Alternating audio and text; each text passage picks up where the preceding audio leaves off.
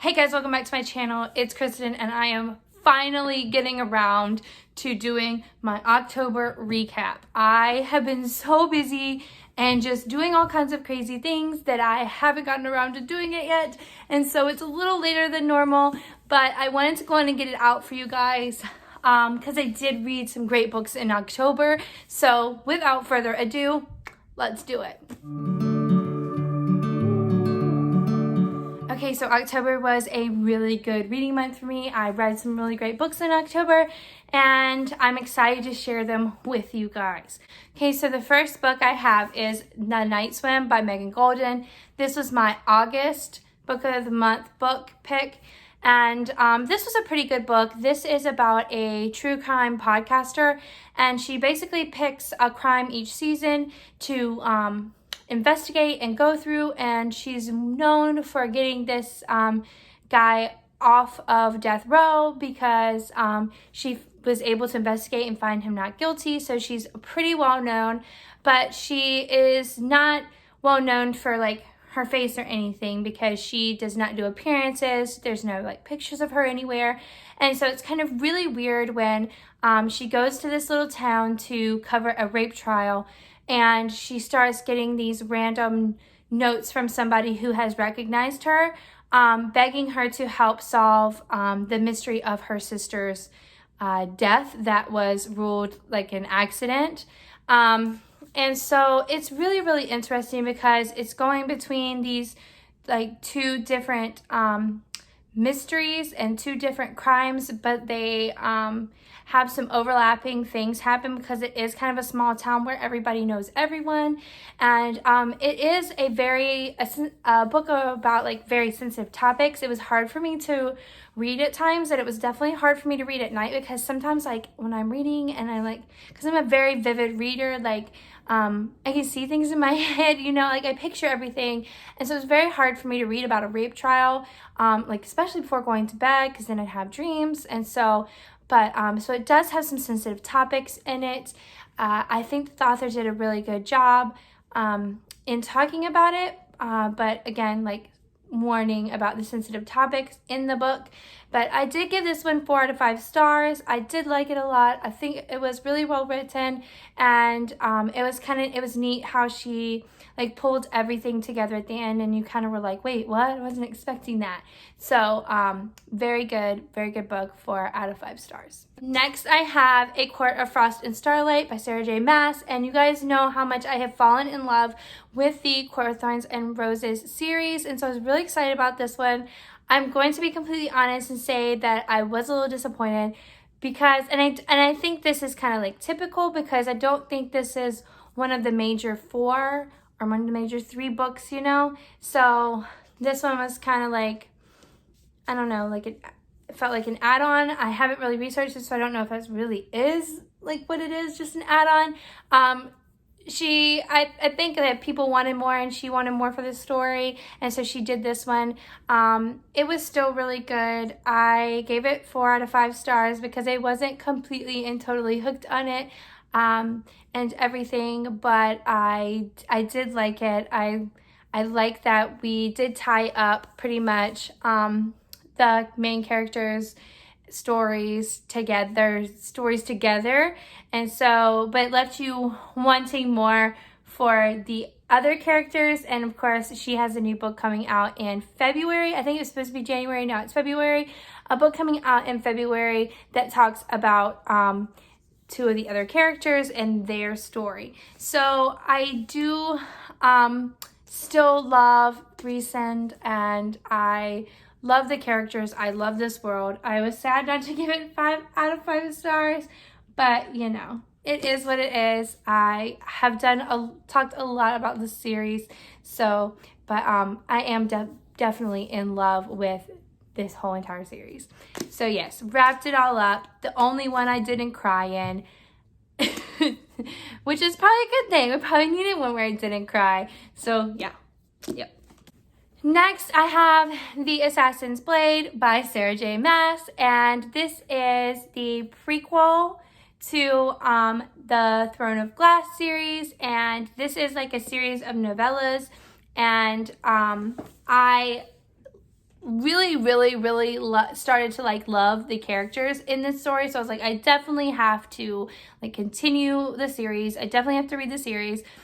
Selena is super awesome, very strong character, female character, and I do love her. But if you don't know anything about the series, Selena Sardothian is the assassin for Adelon, and she is like Adelon's assassin. She is the best. She's only 17 in this book, and she is pretty bad and but she does have she is an assassin with a conscience. So she kind of goes and defies like like I guess her master, I guess you would call him, and she goes against the grain and against what she's been taught to do and raised to do in these stories. I gave this one 4 out of 5 stars because some of the novellas I liked, and there were others that I didn't like as much, so I didn't feel like I could give it 5 out of 5 stars because I wasn't like totally in love with all of them. But I think that they were very important now that I have read Throne of Glass, which will be in November, because this is how late I am scheduling this, or even recording this. But yes, so I did really love and get invested in the characters and want to continue the series, but I gave it 4 out of 5 stars. Next, I have The Space Between Worlds, which is another of the Book of the Month picks. This one was August as well. I got 2 that month. And this one seemed really interesting to me. It's kind of a sci-fi type book, which I've been trying to get a little more into. And I know I've mentioned this one before. Basically, there are like multiple, like hundreds and hundreds of different worlds that are parallel to our own. The same people. Things may vary by like a little bit about like who you are and like how like different choices might have changed the direction of one's life. But this guy has discovered how to travel between worlds, and he has a company, and that's what they do. They travel between worlds. These travelers can only travel to worlds where their doppelganger is not there. And so because of this, the main character's circumstances and life circumstances, she is dead on almost like every single world. And so she is kind of like not treasured, but like she, you know, has a job because like she can go to so many different places where other people cannot. And so that's kind of where we start off. And there are just lots of different things happening in this story. I mean, it really is a lot going on. There are a lot of different characters, and you have to keep up with which characters from which world and what is happening. So anyway, she travels to another world, and without giving too much away, things do not go quite as planned. And she ends up like finding out some things about the world that she is that she lives on, Earth Zero, that there are some things going on that she didn't realize were happening. So through her travels and stuff, she figures this out and goes about to right all of those wrongs. And it's not one of those books where it's tied up in a perfect, tidy, everybody is happy bow, but it was really interesting. But I was able to like guess what was going on pretty soon. I was able to guess some of the like, I think curveballs she was trying to send, or he was trying to send. I think it's a male. Micaiah, I'm not sure. Yes, no, it is a woman. I'm not sure. Micaiah, I don't know. I did guess some of the curveballs I think she was trying to send, but I did think it was a good book. And again, another 4 out of 5 stars. Doing pretty good with the books this month. I haven't given anybody a 3, and I feel like I did that a lot here recently, in like the months previous. So that is exciting to me that I have had to give a 3.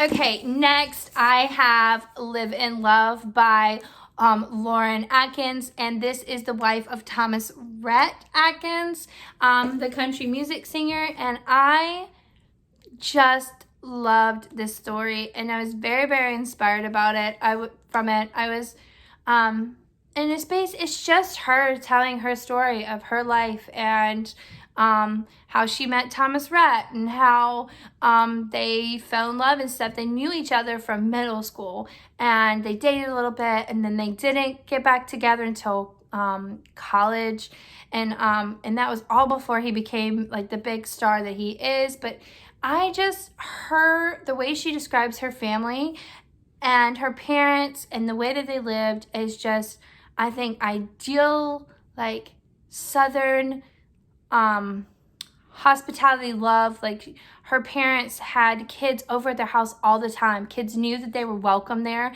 They could come there. They could spend the night. They did crazy things together. And her family was just open to everybody and loving to everybody. And I want to be that for my kids so bad. I was so inspired by her parents alone and their parenting style, and how like she was so honest about like how honest they were with her about their mistakes in their life. And so it just goes literally through her whole life, through tragedy, through being with Thomas Rhett and breaking up with Thomas Rhett and then getting back together with Thomas Rhett, and then their whole journey through of adoption and of their daughter from Haiti. And it just is a wonderful, wonderful memoir, and I really, really was encouraged. I was also encouraged in like my faith and wanting to just dive deeper in my faith. I was not expecting that from this book. So if you are into like faith-based memoirs, it really is an amazing one to pick up. I loved it, and I gave it 5 out of 5 stars. And last, but certainly not least, I have The Invisible Life of Addie LaRue. And this one is my October book of the month. And guys, I was so excited when this popped up as my book of the month because I had been seeing it, but I hadn't ordered it. And I was like, I don't know. So when this was one of the choices, I was like, I do not need to even think about it. I'm just gonna click it and go. So I did, and then I picked it up immediately, which doesn't always happen with my book of the month picks. Oh my goodness, guys. First of all, sorry, there's a train in the background. If you can hear it, it's really loud. I don't live that far from train tracks. Anyways, back on track. This was so great. I know it has been hyped. And I know B.E. Schwab is very, very, very excited about this book because she had been working on it forever. It is already slated to be a movie. So with those kinds of books, you always get really kind of worried because it has been hyped up so stinking much. You're like, oh my gosh, what if it doesn't live up to the hype? Well, guys, I'm here to tell you that it definitely does. If you don't know anything about this book, this is Addie LaRue, and she makes a deal with, I would say, pretty much not really the devil, but a deal with the devil, because she and she doesn't know what she's getting into. She just wants to live. She wants to live. She wants to be happy, and she doesn't want to have to like marry this guy that she's being forced to marry. So she wants to live and be happy. And so basically he grants her this deal, and she wakes up to realize that everyone she meets, as soon as they're out of eyesight, they forget about her. And she is immortal pretty much. She will not die. She's not she can't leave any traces on the world at all, period. So so it starts off like in the early, gosh, why can I not think about this? It starts off in like the early, no, that says 2014. Starts off in the 1600s and then ends up in 2014. So you're going back and forth in her life and the things that have happened in her life and present day. And so she meets this guy in a bookstore, best place ever, and guess what? He doesn't forget her. And you're kind of like, what? Why? And then you get to reading more, and you're like, oh my gosh, that's why. And you're freaking out, and you're like, how is this going to end? And by the end of it, your mind is just blown. Because I feel like I had a way that I wanted it to go, but it didn't go that way. but it was okay because it was perfect. And I was blown away. And I think this is such an amazing, amazing book. And it totally lived up to the hype. 5 out of 5 stars for Snick and Shore. Love it. Will probably be what I go back to and reread. I will definitely recommend this to anybody who will listen to me. And yeah, and cannot wait for the movie to come out whenever that is slated to be. I don't know. I heard that from B.E. Schwab's Insta, so I know it's happening, but I did not delve that deep into when it's happening. But I am so in love with this book, guys. It was so good. Pick it up. Read it. Do it. If you don't, shame on you. So, so, so good. Yes, very excited. So, I came out with a lot of great books, a lot of great reads in October. Very excited. My November is going pretty good so far reading, but we'll see if it lives up to October. And that was a lot of books for October. I'm really proud of myself because I didn't think I would be able to read 6 books like while working and everything. So that's pretty impressive. If I do say so myself. So anyways, I hope you guys enjoyed my recap. Check down below. I'll have the books down there for you guys. And I can't wait to see you next time.